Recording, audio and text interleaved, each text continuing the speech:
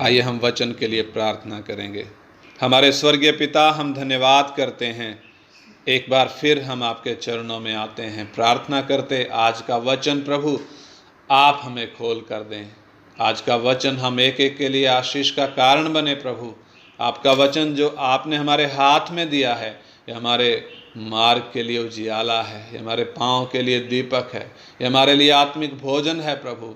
प्रतिदिन खुदावंद इस उजियाले में चलने के लिए, आत्मा में बलवंत होने के लिए आप हमारी सहायता कर रहे हैं। इसके लिए धन्यवाद करते हैं पिता। आज भी आप अपने आत्मा के द्वारा हमें सिखाएं, ताकि हर एक सुनने वाला प्रभु आशीष पाए।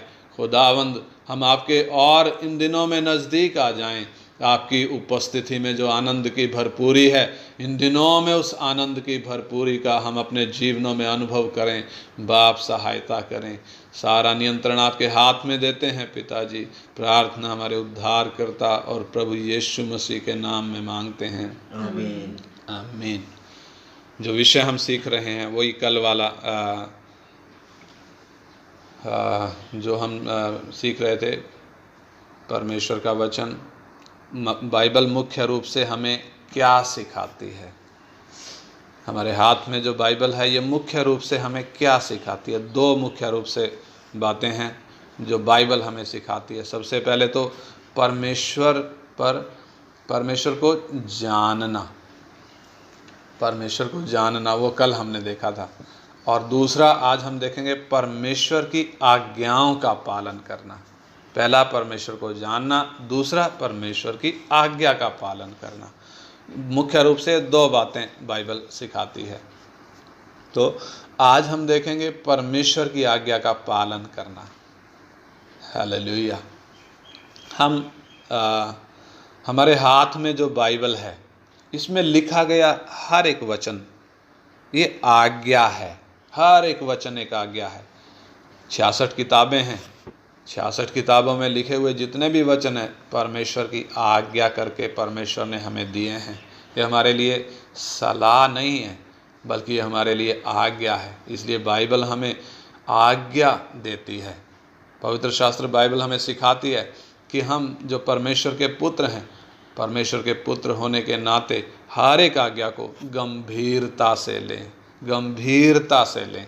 किसी को भी हम तुच्छ ना जानें, किसी भी आज्ञा को, किसी भी वचन को हम तुच्छ ना समझें, बल्कि गंभीरता से उसका पालन करें। आत्मिक जीवन एक गंभीर विषय है। कई बार हम अपनी बुलाहट को हल्के में ले लेते हैं, जिसके कारण परमेश्वर के इस वचन पर हम पूरी रीति से कान नहीं लगाते हैं। जिस रीति से हमें आज्ञाकारी होना चाहिए उस रीति से आज्ञाकारी नहीं हो पाते हैं, कारण हम अपनी बुलाहट को हल्के में लेते हैं, अपने आत्मिक जीवन को हम हल्के में लेते हैं। इस वजह से अनाज्ञाकारिता की बात सामने आती है। लेकिन परमेश्वर को हम देखें, परमेश्वर अपने वचन को गंभीरता से लेता है। परमेश्वर हमारे आत्मिक जीवन को गंभीरता से लेता है, क्योंकि परमेश्वर ने हमारे लिए अनंत काल रखा है, अनंत काल का जीवन रखा है। इसलिए परमेश्वर हमारे चाल चलन पर बड़ी बारीकी से नज़र रखता है। हम आदम को देखें, परमेश्वर ने आदम को जब बनाया, अदन की वाटिका में उसको रखा, उसकी ज़रूरत की हर चीज़ को परमेश्वर ने पहले से ही पूरा कर दिया था। आदम जब बनाया गया, आदम को कुछ भी मांगने की आवश्यकता नहीं पड़ी। ऐसे में परमेश्वर ने आदम को अदन की वाटिका की जिम्मेदारी दी। परमेश्वर ने बोला तो इसमें काम कर और इसकी देखभाल कर, और आज्ञा ये भी दी। उत्पत्ति 2 का 16-17 हम पढ़ेंगे। उत्पत्ति 2 का 16-17, उत्पत्ति 2 अध्याय उसका 16 और 17 वचन पढ़ेंगे। और यहोवा परमेश्वर ने आदम को यह आज्ञा दी, तू वाटिका के सब वृक्षों का फल बिना खटके खा सकता है, पर भले या बुरे के ज्ञान का जो वृक्ष है उसका फल तू कभी न खाना, क्योंकि जिस दिन तू उसका फल खाएगा उसी दिन अवश्य मर जाएगा। हाँ, इस आज्ञा को हम इसका सार देखें, इस आज्ञा का सार क्या है। इस आज्ञा का सार है अपनी मर्जी या परमेश्वर की मर्जी। आदम के सामने यह विकल्प परमेश्वर ने रखा है। क्यों विकल्प रखा है? क्योंकि आदम स्वतंत्र इच्छा का व्यक्ति है। हम सब में स्वतंत्र इच्छा है। हम चाहें, अपनी मर्जी से चाहें तो भला कर सकते हैं, चाहें तो बुरा कर सकते हैं। हम चाहें तो परमेश्वर को चुन सकते हैं, हम चाहें तो मृत्यु को चुन सकते हैं। ऐसे ही आदम के सामने परमेश्वर ने विकल्प रखा है, तू अपनी मर्जी करेगा या परमेश्वर की मर्जी, ये तेरे हाथ में है। परमेश्वर ने उसके लिए वो 2 पेड़ हम देखते हैं जो अदन की वाटिका में लगाए, जीवन का पेड़ यानी परमेश्वर की मर्जी, और भले बुरे के ज्ञान का पेड़ यानी खुद की मर्जी। तो आदम के सामने परमेश्वर ने ये विकल्प रखा है,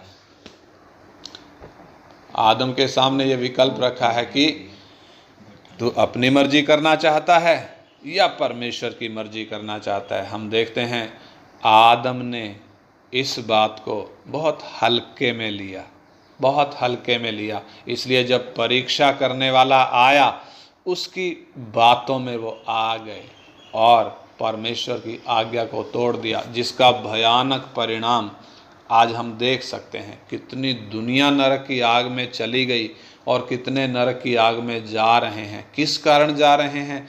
क्योंकि अपनी मर्जी को चुना है। मैं अपनी मर्जी करूँगा, मैं अपनी मर्जी से चलूँगा। दूसरा उदाहरण हम देखते हैं, परमेश्वर ने मूसा के द्वारा इस्राएल को आज्ञा दी थी। व्यवस्था विवरण 6 अध्याय निकालें, व्यवस्था विवरण 6 अध्याय उसका 4 से 8 वचन। व्यवस्था विवरण 6 अध्याय 4 से 8 वचन पढ़ेंगे।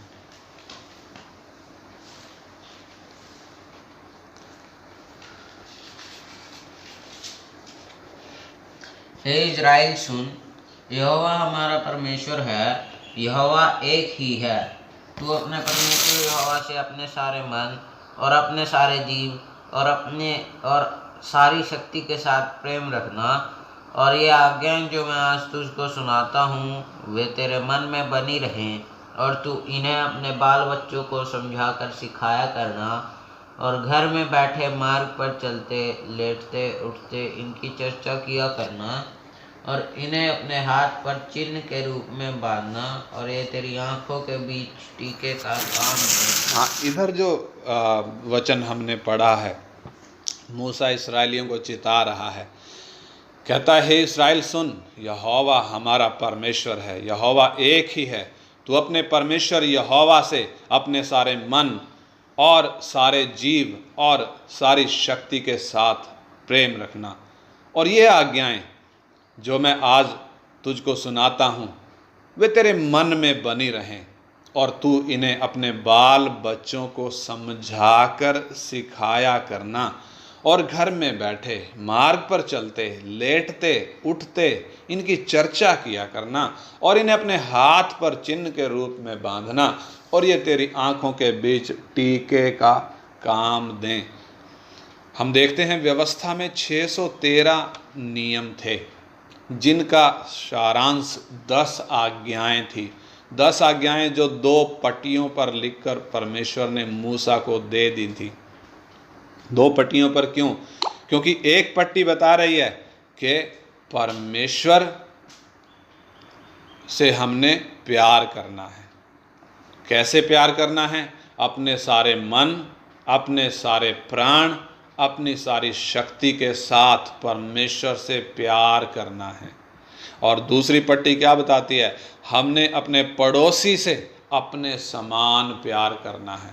यानी 613 नियम को सारांश देखें तो 10 आज्ञाएं हैं, लेकिन अगर सार देखें तो क्या है? तू परमेश्वर से प्यार कर और अपने पड़ोसी से प्यार कर। परमेश्वर से प्यार कैसे? अपने सारे मन, अपने सारे जीव और अपनी सारी शक्ति के साथ प्यार कर। तो परमेश्वर ने ये मुख्य रूप से 2 आज्ञाएं इस्राएलियों को दी थी। और हम देखते हैं इस्राएलियों ने बोला था, क्या बोला था? निर्गमन 19 अध्याय निकालें, निर्गमन 19 अध्याय उसका 5 से 8 पढ़ेंगे। निर्गमन 19 अध्याय 5 से 8। इसलिए अब यदि तुम निश्चय मेरी मानोगे और मेरी वाचा का पालन करोगे तो सब लोगों में से तुम ही मेरी निज धन ठहरोगे। समस्त पृथ्वी तो मेरी है और तुम मेरी दृष्टि में याजकों का राज्य और पवित्र जाति ठहरोगे। जो बातें तुझे इजराइलियों से कहनी है वे ये ही हैं। तब मूसा ने आकर लोगों के पुरनियों को बुलवाया और वे सब बातें जिनके कहने की आज्ञा यहोवा ने उसे दी थी उनको समझा दी। और सब लोग मिलकर बोल उठे, जो कुछ यहोवा ने कहा है वह सब हम नित्य करेंगे। लोगों की यह बातें मूसा ने यहोवा को सुनाई। हाँ, इधर जो आज्ञाएं, व्यवस्था के जो नियम परमेश्वर ने इस्राएलियों को दिए थे, वो नियम सुनने के बाद इस्राएली सब मिलकर क्या बोल उठे? जो कुछ यहोवा ने कहा है, उसका 8 वचन, जो कुछ यहोवा ने कहा है वह सब हम नित्य करेंगे। यानी लोगों ने व्यवस्था की बातें स्वीकार करी हैं। आदम के विषय में नहीं लिखा था कि आदम ने परमेश्वर को वायदा किया था कि ठीक है, मैं ये आज्ञा को मानूंगा, भले बुरे के ज्ञान का पेड़ का फल नहीं खाऊंगा। लेकिन इधर इस्राएली वायदा कर रहे हैं, परमेश्वर को वचन दे रहे हैं। कहते हैं सब मिलकर बोल उठे कि जो कुछ यहोवा ने कहा है वह सब हम नित्य करेंगे। और लोगों की ये बात, ये वायदा मूसा ने यहोवा को बता दिया। यानी कि इस्राएलियों का मन हम देखें, उन्होंने इन वचनों को, इन आज्ञाओं को, व्यवस्था को स्वीकार करके ये बोला है कि हम इनको मानेंगे। लेकिन हम देखते हैं इस्राएलियों ने बोला तो था, परंतु जंगल के 40 साल के सफ़र में वो सब इस्राएली जो मिस्र में से निकले थे और युद्ध करने के योग्य थे, जंगल में मर मिटे। उनमें से सिर्फ 2 जने बचे, यहोशू और कालेब। बाकी सब जंगल में मर मिटे। क्यों मर मिटे? क्योंकि उनका अविश्वासी मन, उन्होंने बोला तो था कि हम मानेंगे, लेकिन उनका अविश्वासी मन परमेश्वर की आज्ञाओं में बना ना रहा और वे जंगल में ही ढेर हो गए।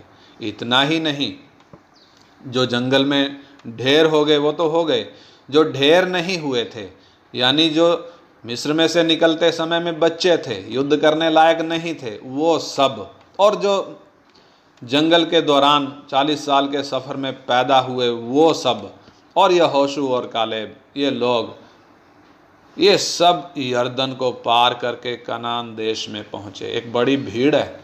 कनान देश में पहुँचने के बाद परमेश्वर ने फीता नाप कर इनको कनान देश हिस्से में दे दिया, बांट कर दे दिया, और ये उसमें रहने लग गए।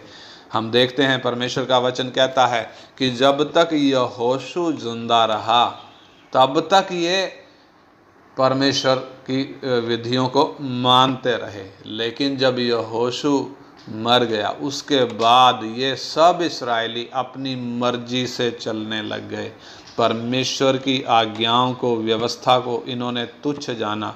और न्यायियों का समय हम देखते हैं, उसके बाद न्यायियों के बाद हम भविष्यवक्ताओं का समय देखते हैं, किस प्रकार से इस्राएलियों ने परमेश्वर की व्यवस्था का उल्लंघन किया और परमेश्वर ने उनको कभी मिद्यानियों के हाथ में, कभी फलिस्तियों के हाथ में, कभी किसी के हाथ में सौंप दिया और वो आकर इनको सताने लगे, इनका सब माल लूट कर ले जाने लगे, इनको मारने और पीटने लगे। इतना ही नहीं, उसके बाद जब ये बिल्कुल भी नहीं माने, न्यायियों की भी नहीं माने, और जब भविष्यवक्ता इनके बीच में आने लगे। ये भविष्यवक्ताओं की भी नहीं मानकर उनसे भी बलवा करने लगे। उनको भी, भविष्यवक्ताओं को भी इन्होंने मारा डाला। इनको कितनों को मार डाला। तब परमेश्वर ने इनको गुलामी में जाने दे दिया। 10 गोत्र सबसे पहले गुलामी में गए और अब तक वो वापस नहीं लौटे हैं। दुनिया में कहाँ हैं नहीं मालूम। बाकी बचे 2 गोत्रों को भी, जब वो 10 गोत्रों के रास्ते पर चले, परमेश्वर ने उनको भी बाबुल की गुलामी में जाने दिया। लेकिन परमेश्वर 70 साल बाद उनको वापस लेकर आया और यरूशलेम में उनको फिर से बसने दिया। इस प्रकार हम देखते हैं यीशु मसीह जब आया, यीशु मसीह को भी उन्होंने स्वीकार नहीं किया, यानी खुद परमेश्वर उनके बीच में आया, उसको भी उन्होंने क्रूस पर टांग कर मार डाला। 70 एडी में यरूशलेम और यरूशलेम का मंदिर वो सब तहस नहस हो गया। इतना ही नहीं, इस्राएल देश दुनिया के नक्शे से ख़त्म हो गया, बिल्कुल मिटा डाला। दुनिया में कहाँ गए नहीं मालूम। इस प्रकार हम देखते हैं परमेश्वर की विधियों का जो दी गई थी ना मानने के कारण इस्राएलियों का जो हाल हुआ, आदम का जो हाल हुआ, इस्राएलियों का जो हाल हुआ, वो परमेश्वर के वचन में हम देखते हैं। बाइबल हमें सिखाती है। और हमसे परमेश्वर क्या कहता है। हमसे परमेश्वर जैसे आदम को दी हुई आज्ञा का सार था, तेरी मर्जी या परमेश्वर की मर्जी, ऐसे इस्राएलियों को दी हुई आज्ञा का सार था, परमेश्वर से प्यार करना है और अपने पड़ोसी से प्यार करना है।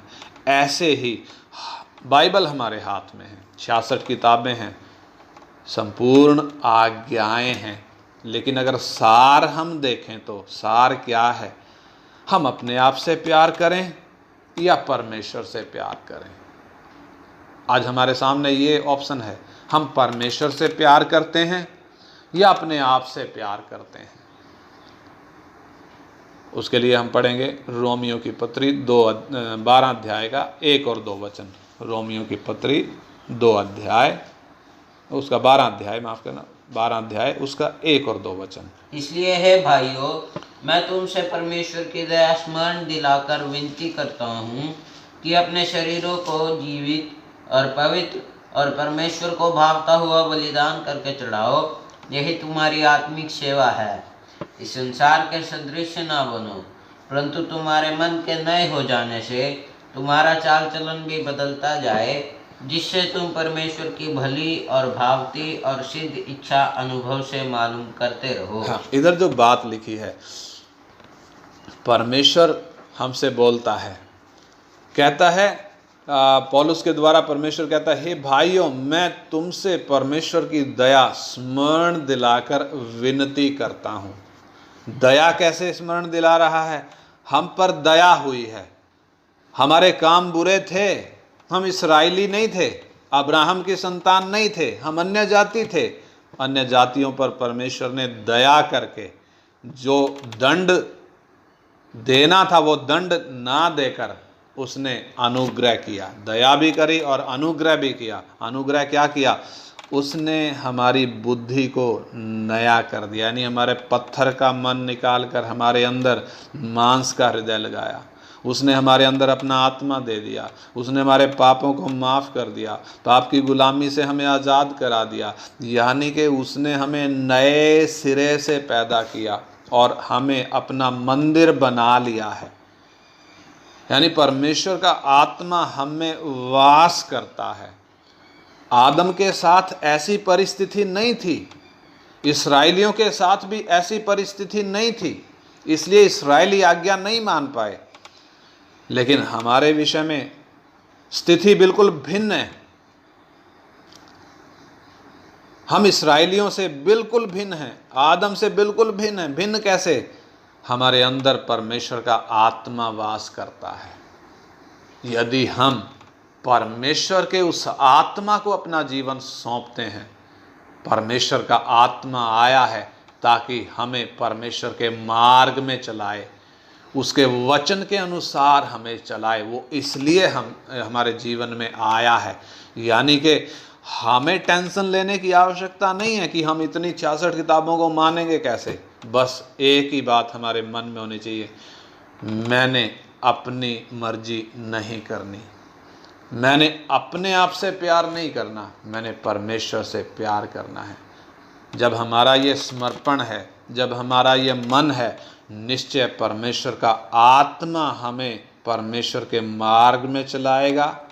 उसके विधि नियमों के अनुसार वह हमारी अगुवाई करेगा। इसलिए परमेश्वर का आत्मा हमारे जीवन में आया। यानी इस्राएलियों के साथ ऐसा नहीं था, लेकिन परमेश्वर ने हमारे साथ ऐसा होने दिया है।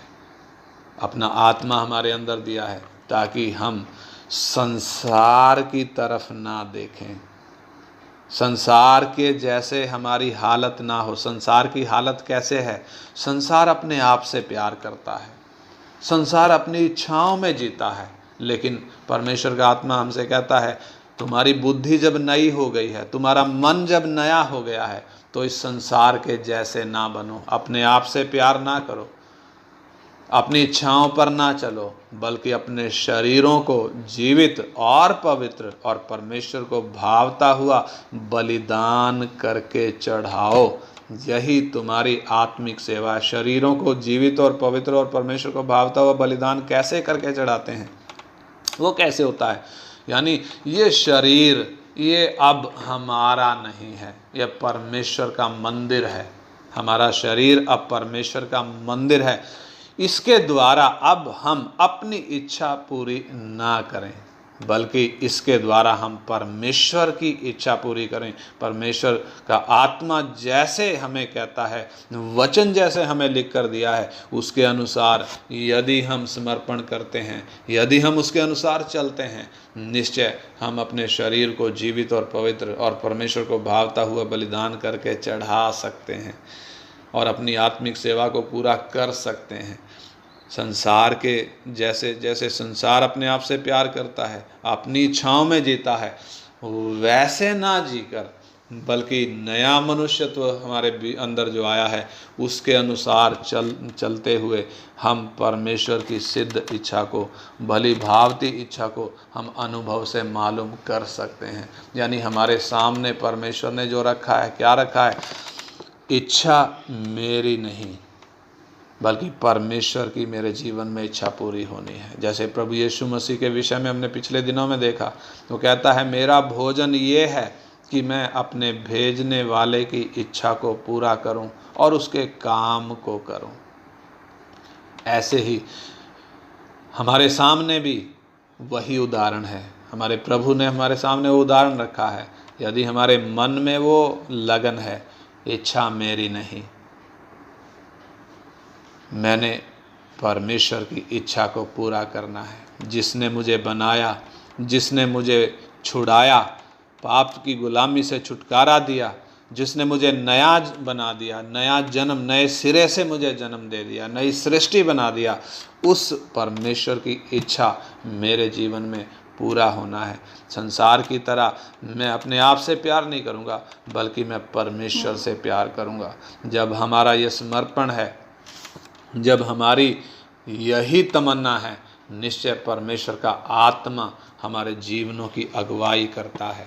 लेकिन हम अपने आप को जांच कर देखते हैं तो हम में से बहुत सारे हैं जो आज भी अपने आप से प्यार करते हैं, जो आज भी अपनी ही इच्छाओं में जीते हैं। ऐसे में हमारा प्रभु हमसे क्या कहता है? लूका हम निकालेंगे, लूका रचित सुसमाचार 6 अध्याय का 46 से 49 तक हम पढ़ेंगे। 6 अध्याय 46 वचन से 49 तक पढ़ेंगे। Luke chapter 6 verse 46 to 49। जब तुम मेरा कहना नहीं मानते तो क्यों मुझे हे प्रभु कहते हो? जो कोई मेरे पास आता है और मेरी बातें सुनकर उन्हें मानता है, मैं तुम्हें बताता हूँ कि वह किसके समान है। वह उस मनुष्य के समान है जिसने घर बनाते समय भूमि गहरी खोदकर चट्टान पर नींव डाली, और जब बाढ़ आई तो धारा उस घर पर लगी, परंतु उसे हिला न सकी, क्योंकि वह पक्का बना था। परंतु जो सुनकर नहीं मानता वह उस मनुष्य के समान है जिसने मिट्टी पर बिना नींव का घर बनाया। जब उस पर धारा लगी तो वह तुरंत गिर पड़ा, और गिरकर उसका सत्यानाश हो गया। इधर हमारा प्रभु क्या कहता है? कहता है, जब तुम मेरा कहना नहीं मानते तो फिर क्यों मुझे हे प्रभु कहते हो? यानी हम यीशु मसीह को हे प्रभु कहते समय में ध्यान रखें। हम कब उसको हे प्रभु कह सकते हैं? तब जब हम उसकी आज्ञाओं को मानते हैं। हालेलुया। उसने उदाहरण दिया है। आज्ञा को मानने का मतलब क्या है? घर बनाते समय में जब हम घर बनाते हैं तो गहरी नींव गहरा खोदकर तब उस पर नींव डालते हैं। नीचे से पक्की जमीन बनाकर तब उस पर नींव शुरू करते हैं। ऐसे ही प्रभु कहता है कि मैं तुम्हें बताता हूँ, जो मेरी बातें सुनकर उन्हें मानता है वो किसके समान है? वो उस मनुष्य के समान है जिसने घर बनाते समय भूमि गहरी खोदकर चट्टान पर नींव डाली है, और जब बाढ़ आई तो धारा उस घर पर लगी, परंतु उसे हिला ना सकी, क्योंकि वह पक्का बना था। परंतु जो सुनकर नहीं मानता वह उस मनुष्य के समान है जिसने मिट्टी पर बिना नींव का घर बनाया। जब उस पर धारा लगी तो वह तुरंत गिर पड़ा, और वह गिरकर सत्यानाश हो गया। यानी कि इधर दो प्रकार के लोग हैं।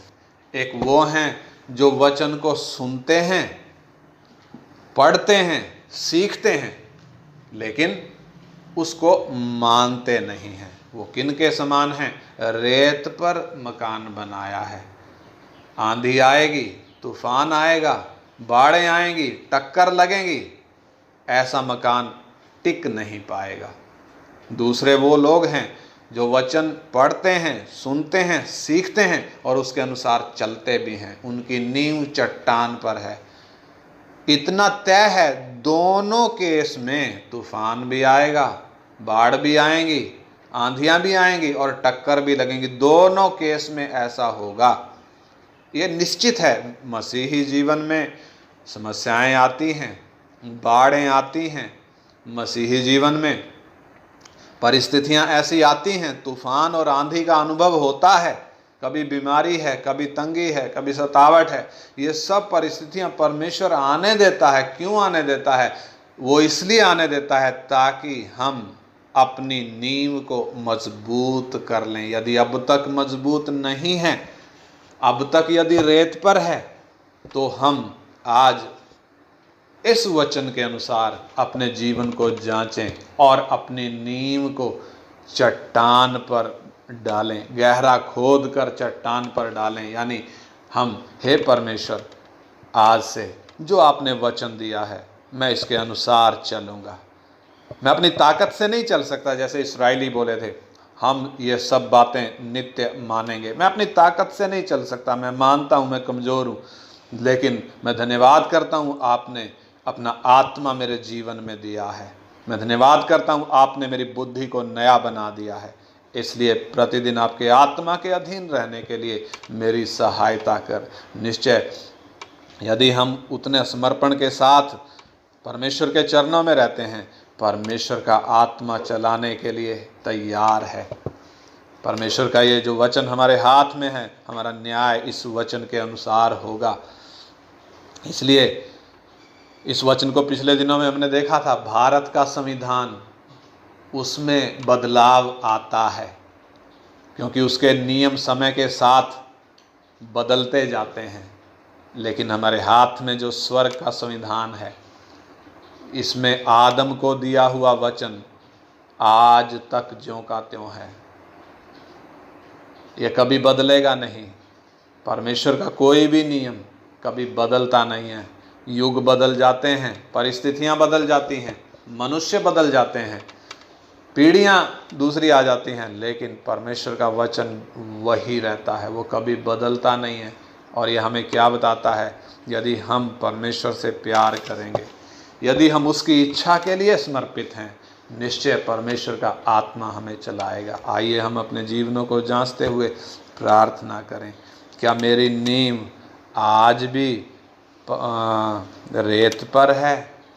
रेत पर होने का मतलब टक्कर लगेगी, तूफान आएगा, ये मकान टिक नहीं पाएगा।